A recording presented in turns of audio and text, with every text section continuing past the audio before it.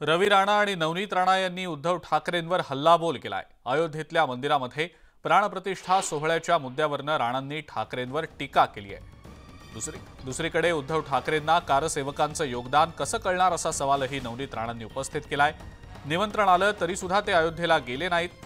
मात्र आज जर बाळासाहेब असते तर त्यांनी निमंत्रणाची वाटही पाहिली नसती असा खोचक टोला नवनीत राणांनी लगावलेला आहे।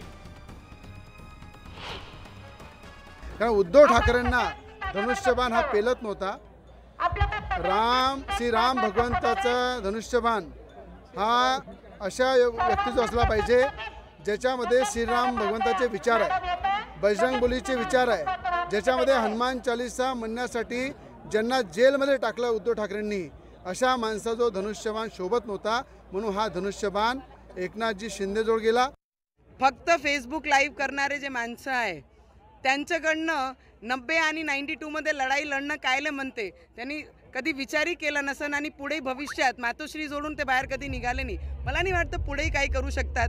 कारसेवकांचं योगदान त्यांना काय करणार आहे? जेव्हा निमंत्रण आलं तर म्हणते राम मंदिरात मी जाणार नाही, जिथे ठरलं तिथे जाणार आहे। बाळासाहेब असते निमंत्रणची वाट पाहिली नसती। राम देवासाठी आणि राम मंदिरासाठी त्यांनी जे योगदान आणि ज्यांची तळमळ होती त्यांनी निमंत्रणासाठी वाट नाही पाहिली असती, ते तिथे पोहोचले असते।